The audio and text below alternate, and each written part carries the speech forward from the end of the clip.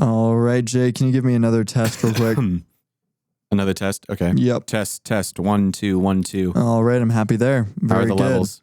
Yeah, levels are good. All right. Do you need me to adjust you at all? No, I think I'm happy. Okay. You Yep. can hear yourself? Indeed. I can hear myself loud and clear.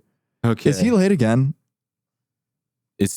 Gideon? Yeah. Wait, have we seen him since last week's episode? We figured out where he was, but I haven't seen him since. Yeah, all we know is that he was in Seattle. My gosh. He gave us some notion that he was going to be back sometime either today. Didn't he give a thumbs up to the message earlier about this episode? He gives thumbs ups to pretty much everything, so I would imagine that his thumbs up means the same as I'm in Siberia now or something.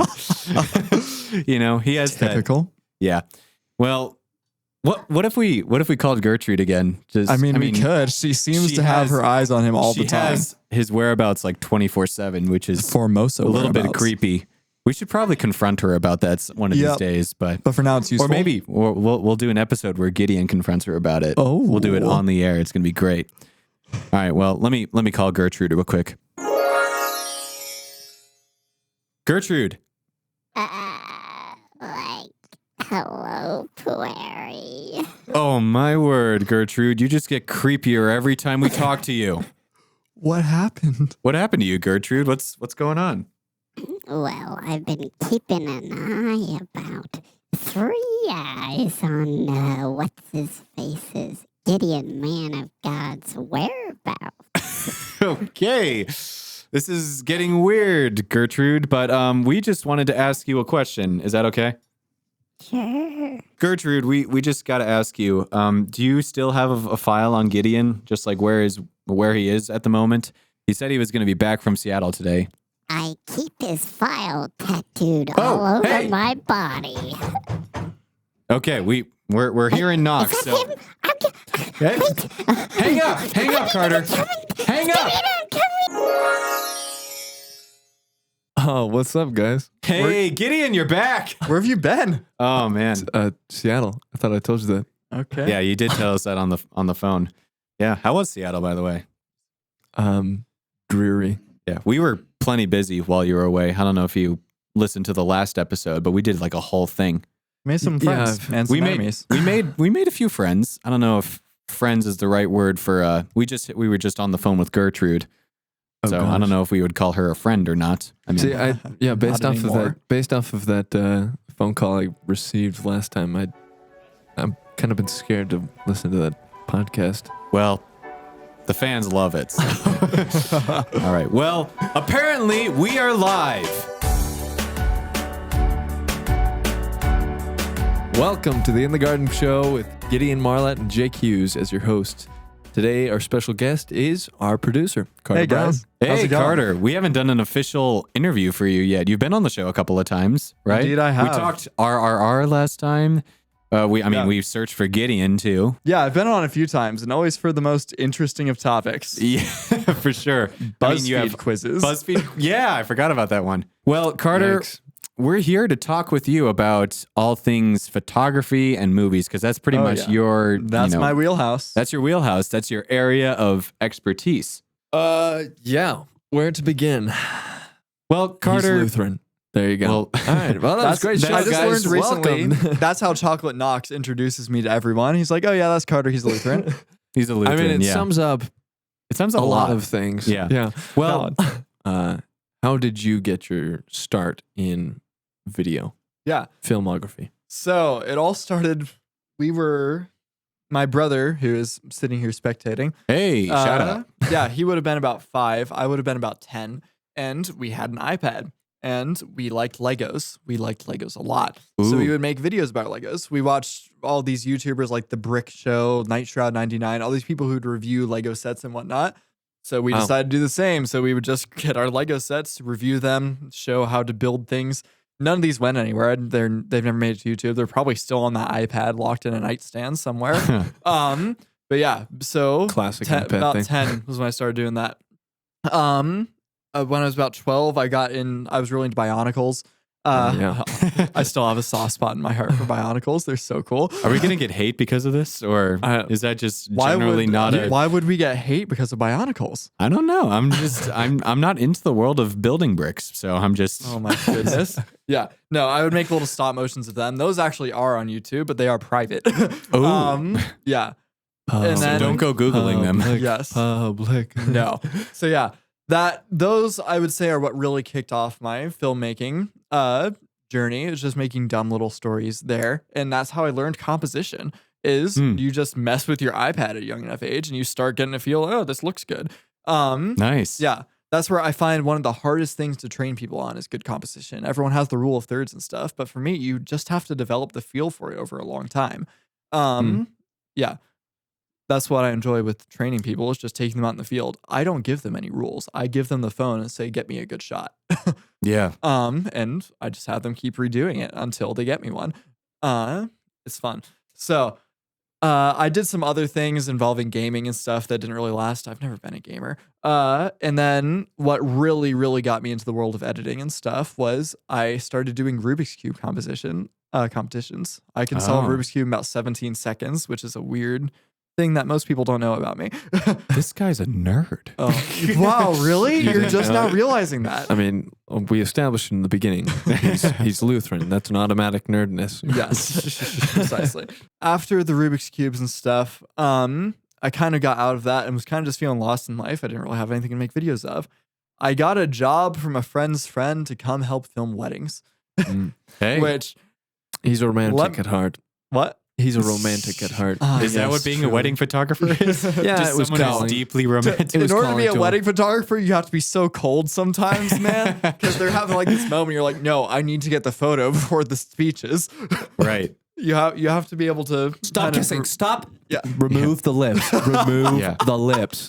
The order of events really just depends on the wedding photographer, right? Exactly. Because there's the pictures that you take after the ceremony, and then everybody's just waiting. That's where everyone thinks they don't need to hire a coordinator for their wedding. Right. No, I end up being your coordinator, and you don't want that. Yeah, for sure. So yeah, I did that for a long time. That was scary because I went in from filming things with my GoPro and editing in iMovie to being able to use my boss's GH5 and having to go around. A GH5 is a really great camera. I was gonna say this is like you're talking to dumb people right now. A GH5, it's a Panasonic camera from a few years ago. It's really good. It was one of the first kind of cinema cameras that consumers could afford. It specializes in video, doesn't do photo well at all. It's a great camera. So I got to use that. I went from a GoPro to that. Wow. That was something. Impressive. And then I went from iMovie to DaVinci Resolve, which is the Hollywood standard for color grading. Wow. Right. So it was a big leap, but I think I learned more within those 2 years than I ever have. In all, I did about 3 years of wedding videography. And then by a miracle and a really interesting and odd series of events, I ended up here at Cross Politics Studios. And I am loving it. Yeah. We are doing great things here. I'm getting to live the dream. I used the consumer cinema camera. Now I'm using real cinema cameras. Right. It's been a great time, and I'm truly blessed to be here. That's fantastic. Yeah. And you're also going to New St. Andrews College, Oh, right? of course, New St. Andrews College. Yeah. How could we forget? Yeah. That's why I'm here in Moscow, after all. Got me out of Texas, that terrible state, and brought me here to Idaho. Wow. Gabe Wrench is going to listen to this, and he's going to... I know he is. He knows your opinion about Texas? About this. Yeah. Okay. Carter, let's talk film, all right? Oh, yeah. Does that sound good? I mean, that is your area of expertise. Heck yeah. I'm just going to throw this one at you. Carter, what are your top 5 films? Top 5 of all time. Oh, dear me. Okay. Let's just start there. That's going to be hard. I've got some controversial Cars ones in this community up here. Absolutely Garbage. not. Okay. I had, by the way, I had a listener text me. It was like, I'm raging at your co-host because he has a horrible taste in movies. Oh my gosh. I want not names. good. I want names so I can fight him. It's a pregnant woman. Oh my God. I take it back. Oh my goodness. I take it back. No, please. Maybe we can have some, polite discourse sometime in the future about it. Maybe not a fight, but Oh man. So yeah, top 5 films. I do the whole dramatic thing of starting at number 5 and eking the way up to number 1. Yeah, but do it. Frankly, I'm making this up on the fly, so I'm starting with number 1 and going Start down. with 3. Why not? Oh my gosh. Yeah, no. So number 1 is, of course, you all know this, Jojo Rabbit by Taika Waititi. Oh yeah, Okay. that's So, good stuff. Most of y'all who know me know that I love early 1900s. I have a lot of typewriters spanning from the 1910s through the 1960s. We have a collector here. He doesn't quite Truly. wear the high-waisted pants, but That's because they're expensive. I totally would. He gives off that energy. Oh my gosh. I'm going to cut this part, but I come figured on. y'all would appreciate. no, hey, So, that's true. No, I'm not cutting that. I'm cutting the part that I'm about to say. Okay. We were at Gressom's wedding for the photos. Yeah. And they did the grandparent photo, and Jake goes, "Oh, Carter, that's you." And Katie goes, "Oh, yes, we have the grandparents and the grandparent vibe." It's like, ouch. That's a solid burn. that hit hard. Oh my gosh. and it was she hilarious. and he Old hasn't soul. talked to her ever since. Talking. She hasn't talked. Yes. Old soul, if I've ever heard one. Yeah. Oh man. No good. Yeah. So a collection of typewriter. Yeah. So I love the 1940s, everything, and that film gets the aesthetic down perfectly. Yeah. It is What? beautiful, and it's one of the few films that can get away with portraying the Germans as the good guys. But that's because Or dare we mention Hitler? Oh my gosh, yeah, dude, this is literally an 11-year-old boy whose imaginary friend and best friend in life Best friend. is Hitler. Played by Taika Waititi. Am I your Exactly. best, am I He your was a best Jew. friend, Jojo? No, you are a fat little you are- boy. You are a second. You're my second best friend. Is that Yorkie's Oh. character? Yeah, Yorkie. Yorkie. Yeah, he's a great character. I Who's heard in first something. place. Yeah. But that is reserved for the Fuhrer. Yeah, I heard something. This was probably off of when Andy Wilson and what's the guy's name? Brian Cole were talking about this on their What's podcast. that guy's name? He just Yeah. taught you rhetoric, but I mean, that's I'm whatever. not great with names, but they mentioned on their show that Yorkie is another imaginary friend of Jojo Rabbit's. They Oh, what? They hypothesized this theory of just like, well, Yorkie is pretty much the character in the film that goes alongside Jojo Rabbit the entire time. He's not really seen with any other character. Yeah. So it's possible that he's just another made up That would character. explain his invincibility, That would be yeah, his invincibility and just his relatability to Jojo as a character, and it just kind of deepens down Jojo's loneliness overall because both of his best friends are just imaginary. That's super interesting. I kind of like that. Hold on. So I wait, haven't thought of it that way though. Why is he invincible? I'm kind of Minor spoilers, but this is super minor. When the Reds are attacking Berlin at the end, you see Yorkie go out into the battlefield, and then a bomb gets dropped, and then he just appears later, Yeah, and he's just kind of vibing. It's like, what? That How guy did cannot this kid die. make it? Yeah, and we know he was wearing like paper uniform, so it's not like he was wearing anything high profile or whatever. he wasn't wearing any That's body what you armor or think. anything like that. Oh, man. But Anyway, it was just a theory. So a film theory. A film theory. Oh my gosh, that channel.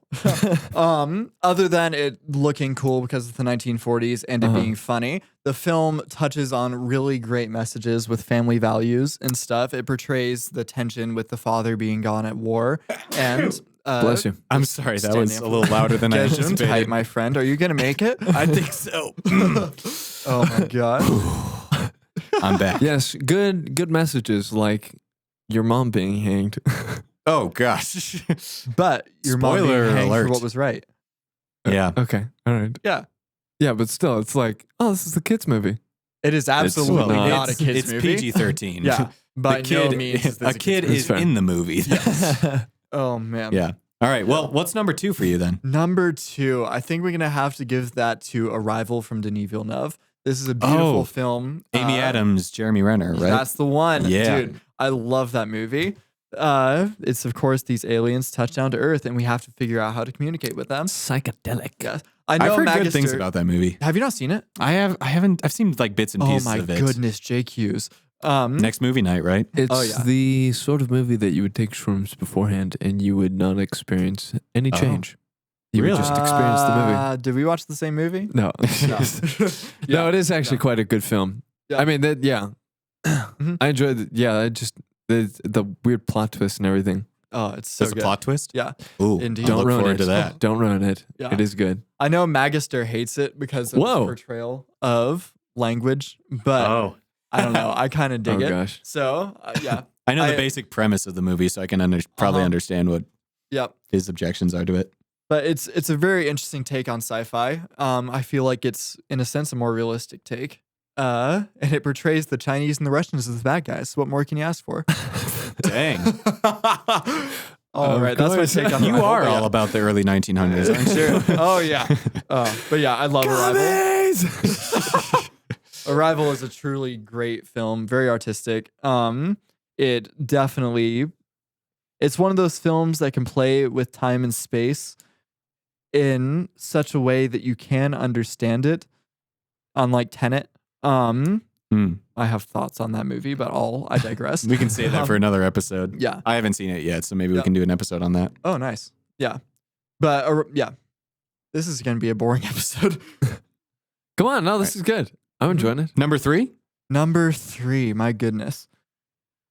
At the moment, I think I'm going to have to give that to the fantastic Mr. Fox from Wes Anderson. Okay. Ooh, yeah. So, I Do you know like? Oh wait, real quick. Do you actually like his style? that's exactly what I was about to comment on.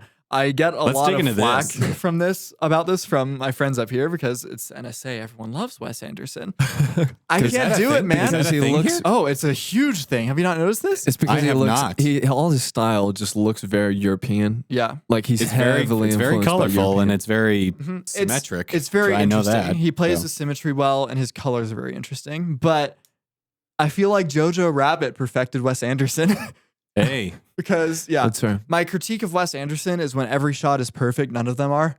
Mm-hmm. So Right. yeah, they're all exceptional, and at that point, I get tired of watching his movies halfway through. Grand Budapest Hotel, it's good, but you get I the just get a idea little bit, yeah, early on. exactly. Yeah. The plot, yeah, his plots are very fun. I'll give it that. But I get tired of some of the super heightened stylistic choices. Whereas Jojo Rabbit, it has those heightened stylistic choices, but it interplays those with a lot of normal shots. So it kind of jumps back and forth. So Yeah. you have the very stylistic sections, and then you have some relatively normal down to earth sections. Wes Anderson usually lacks that. Mm. Now, I'd say Fantastic Mr. Fox is an exception. Really? Because it still bears the hallmarks of Wes Anderson's style, but it's aimed towards a child's audience, and therefore he kind of diverges from a lot of his shots to make things more entertaining for children. Oh, interesting. So it kind of breaks up the monotony of everything being this perfect symmetric thing to introduce these other parts. Like the thing that's running through my mind right now is when the sewer gets flooded and they all get pushed around, and that's not a Wes Anderson shot. It lacks the symmetry, but it's cool. It's interesting. It's a unique take on how you would film that. Mhm. It's just very neat. All Yeah, right. I do What's need what's to- number 4 for you? I'm gonna Puss in hope it- Boots? no. I Oh, hope come on. Shrek. Yes. I'm kidding. Shrek. Oh, goodness. You haven't even seen it, Gideon. All right. I've seen the beginning. Nice. I actually went and watched the Who beginning. and hasn't I was seen like, the beginning of Shrek? No. Oh, man. Yeah, no.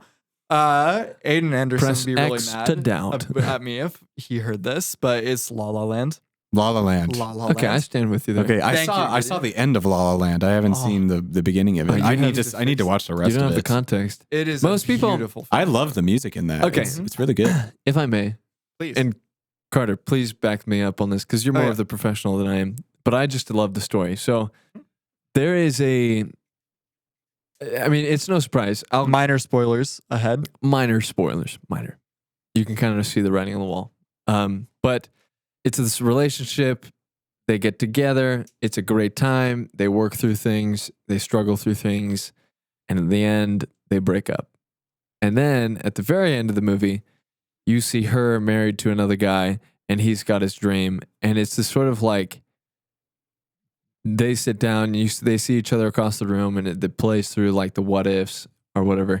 And then you just like, you see them nod, look at each other and turn away. And then it fades to black. And it's, I look at that and I go, dang, that is a great story. Yeah. Because it tells not of like, of like purely missed opportunity. While it is acknowledging that, it's like, well, yeah, that would be a great life. Yeah. But you know what? the experiences we had grew us Mhm. and helped us to achieve our dreams and like made us better people. Exactly. Yeah. The simple fact that they can like look at each other and just say, you know what, I acknowledge the time that we had together and I enjoyed it and thank you and we're moving on. Mm-hmm. I think like, yeah, that's just a fantastic story. And it feels just so human. That's how life works. Yeah. We make mistakes. Right. And it happens all the time. Now, Maybe you do, but oh my I'm goodness. just Now, I do Clearly. agree. It would have been a bad ending if she left for him. No, yeah. Yeah, that would have been a bad ending. It would have ruined the movie. But the critics who say, oh, her even thinking about what possibly could have happened is betraying her husband, that is not a valid critique, in my opinion. We have what if thoughts all the time. Exactly. Yeah. Like it's not a It's sin. just, it portrays the human experience. right.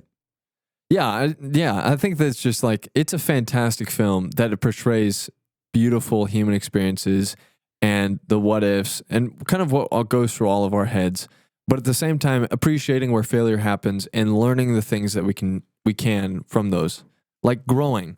I think it's a movie of growth, and most people look at it like half glass empty, while it's like no, that's a half glass full. Right.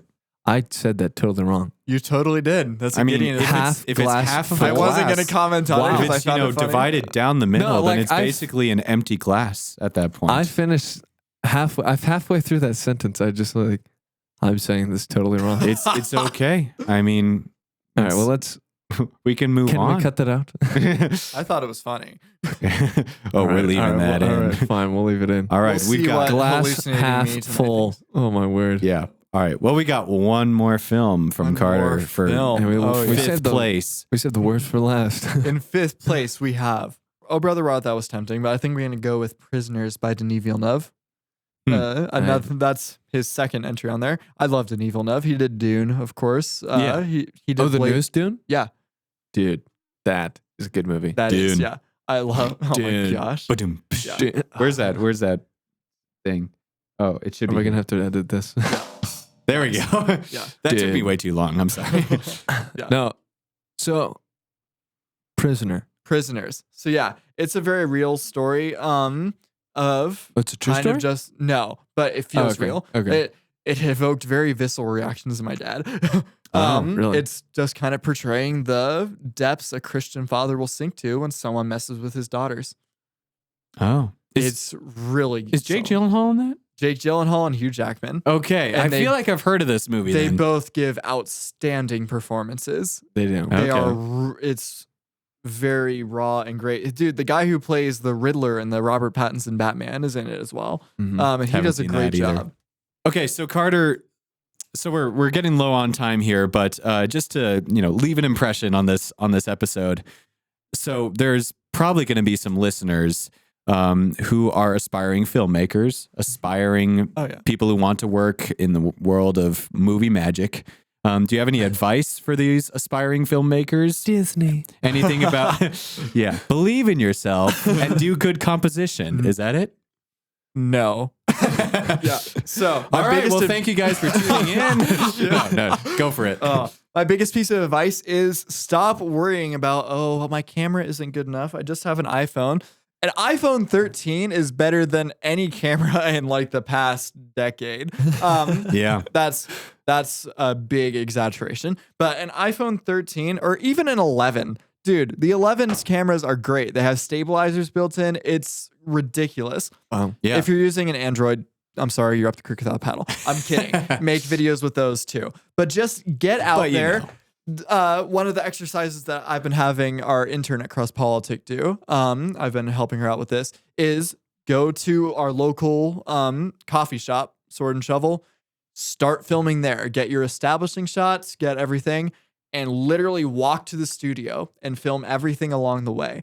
And just tell the story like this is your world. You're trying to encapsulate that in like a 2-minute video of just walking from one location to another. But that teaches you have your beginning, you have your middle, and you have your end, of course. So there's point A, you establish point A. And then you have the transition point between point A and point B. So you have all these shots showing kind of the change in scenery. We have Friendship Square, so you get some shots of professors working there, or the posters blowing in the wind. You get some shots of you walking into the distance. You get a shot of Jake walking through the crosswalk. That's one that our intern just did. Wait, what? Yes. You're just telling me this now? Yeah. And then you get to point B. You establish that, show your wide of the building, you show walking in, and there you go. You have a story, and you've gotten just great practice in getting shots. It doesn't matter if your story is super menial. You don't have to be saying something. Right. But you are saying something, and that's the practice that you need to get. Well, Carter, thank you for coming on the episode today. Dude, thanks for having me. Yeah, this has been great. Yeah. So with that, we'll sign off. This is In the Garden with Jake Hughes and Gideon Marlatt and our special guest, Carter Brown. Au revoir.